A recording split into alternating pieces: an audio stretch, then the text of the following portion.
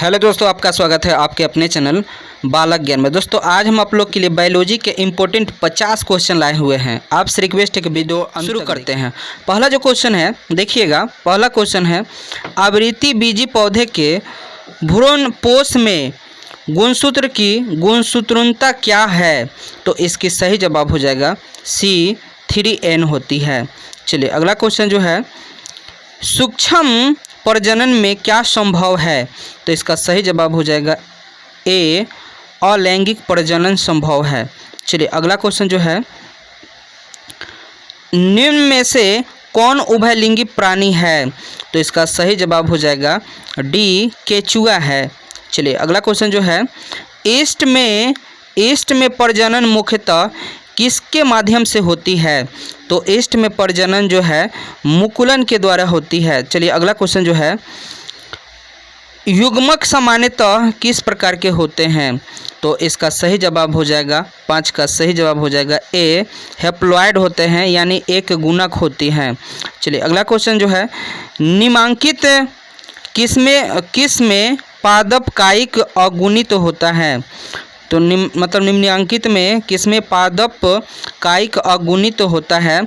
तो इसका सही जवाब हो जाएगा इसमें सभी में होता है। शैवाल में होता है, कवक में, ब्रायोफाइटा में होता है, ये सभी में होता है। ठीक है, चलिए अगला क्वेश्चन जो है अदरक में कायिक प्रवर्धन किसके द्वारा होती है? तो 7 का सही जवाब हो जाएगा राइजोम के द्वारा होती है। चलिए अगला क्वेश्चन जो है कंद किसका रूपांतरण है? तो 8 का सही जवाब हो जाएगा सी जड़ का रूपांतरण है।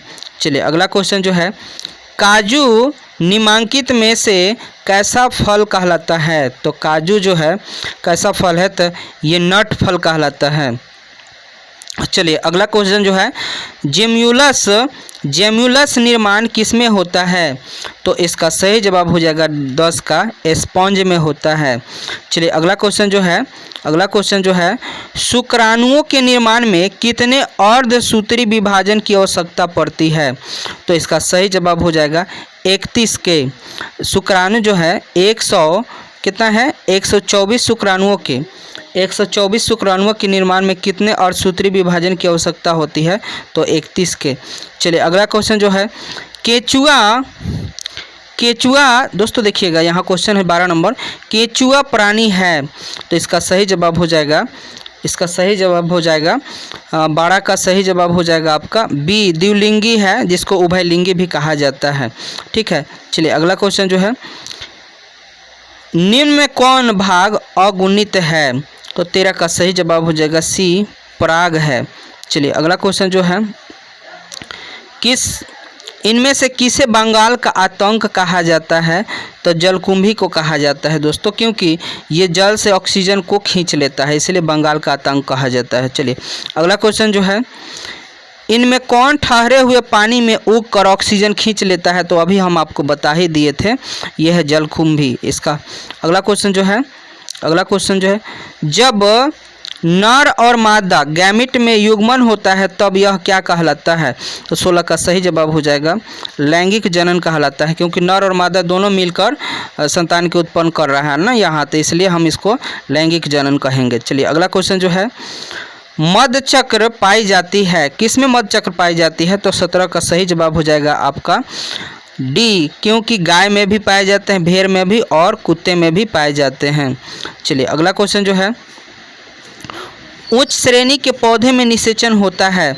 तो 18 का सही जवाब हो जाएगा बी आंतरिक निषेचन होता है। चलिए अगला क्वेश्चन जो है शलकंद का उदाहरण है? तो 19 का सही जवाब हो जाएगा सी प्याज है। चलिए अगला क्वेश्चन जो है स्तनधारियों में निषेचन कहाँ होता है? तो 20 का सही जवाब हो जाएगा डी फ्लोपियन नलिका में होती है। चलिए अगला क्वेश्चन जो है प्राकृतिक अनिषेक जनन पाए जाते हैं? तो 21 का सही जवाब हो जाएगा बी मधुमक्खी में। अगला क्वेश्चन जो है द्विनिषेचन का परिणाम होता है? तो 22 का सही जवाब हो जाएगा सी भ्रूणपोष में होता है। अगला क्वेश्चन जो है बीजाणुओं द्वारा जनन करने वाले पौधे जैसे मॉर्स फर्न सामान्यतः किस समूह में रखे जाते हैं? तो 23 का सही जवाब हो जाएगा सी, क्रेप्टोगेमस में रखे जाते हैं। अगला क्वेश्चन जो है, ये परिवर्तन जो लार्वा को वयस्क में परिवर्तित कर देती है क्या कहलाती है? तो 24 का सही जवाब हो जाएगा सी, क्यांतरण कहलाती है। अगला क्वेश्चन जो है, भ्रूणपोष में कितने क्रोमोसोम होते हैं? तो 25 का सही जवाब हो जाएगा सी, 3n होते हैं। अगला क्वेश्चन जो है, जब संतति की उत्पत्ति एकल जनक के द्वारा होती है तो यह क्या कहलाती है? तो 26 का सही जवाब हो जाएगा बी, अलैंगिक जनन कहलाती है। अगला क्वेश्चन जो है, इनमें कौन नर युग्मक के संयोजन कर भ्रूणपोष बनाता है? तो 27 का सही जवाब हो जाएगा डी, द्वितीयक केंद्रक। अगला क्वेश्चन जो है, स्तनधारियों के शुक्राणु के मध्य भाग में क्या पाए जाते हैं? तो बीच वाला भाग में दोस्तों माइटोकॉन्ड्रिया पाए जाते हैं। ठीक है, चलिए अगला क्वेश्चन जो है, चमगादड़ द्वारा परागण कहलाता है? तो इसका सही जवाब हो जाएगा सी, क्रिप्टोरोफिली कहलाता है।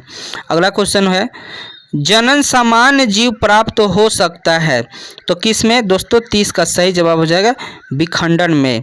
अगला क्वेश्चन जो है, द्विखंडन में पाए जाते हैं, 31 का बताइएगा। द्विखंडन में पाए जाते हैं तो अमीबा और पैरामीशियम दोनों पाए जाते हैं। चलिए अगला क्वेश्चन जो है, मुकुलन द्वारा जनन किस में होती है? तो 32 का सही जवाब हो जाएगा ईस्ट में। चलिए अगला क्वेश्चन जो है, जलकुंभी 65,000 से अधिक पौधे कितने माह में उत्पन्न कर सकता है? तो 33 का सही जवाब हो जाएगा 8 माह के अंदर। अगला क्वेश्चन है, इनमें से कौन केवल एक बार अपने जीवन काल में पुष्प उत्पादन करता है? तो 34 का सही जवाब हो जाएगा ए, बांस है। अगला क्वेश्चन जो है, ऋतु स्त्राव चक्र किस में होता है? तो 35 का सही जवाब हो जाएगा डी, मनुष्य में होता है, बंदर में होता है, चिंपैंजी में होता है। इसका आंसर हो गया डी, सभी में होता है। चलिए अगला क्वेश्चन जो है, मनुष्य के युग्मकों में गुणसूत्र की संख्या कितनी होती है? तो इसका सही जवाब हो जाएगा 23 जोड़ी होती है। ठीक है, अगला क्वेश्चन जो है, इनमें कौन अंडप्रजक प्राणी है? दोस्तों अंडप्रजक उसको कहते हैं जिसका निर्माण अंडे से होती है। तो 37 का सही जवाब हो जाएगा डी, क्योंकि मुर्गी भी अंडे से, सांप भी अंडे से और मगरमच्छ भी अंडे से आती है, इसके लिए इसका सही जवाब हो जाएगा डी। चलिए अगला क्वेश्चन जो है, जब निषेचन जीव के शरीर के बाहर होता है तब उसे क्या कहते हैं? जब निषेचन शरीर के बाहर होता है तब उसे क्या कहते हैं? तो इसका सही जवाब हो जाएगा ए, बाह्य निषेचन कहते हैं। चलिए अगला क्वेश्चन जो है, युग्मक स्थानांतरण हो सकता है? तो इसका सही जवाब हो जाएगा डी के द्वारा, सभी के द्वारा स्थानांतरण हो सकता है। चलिए अगला क्वेश्चन जो है, निम्न में से किस में बाह्य निषेचन होता है? तो दोस्तों बाह्य निषेचन आपका हो जाएगा मेढक में। ठीक है, चलिए अगला क्वेश्चन जो है, निम्न में किस में जल माध्यम से निषेचन होता है?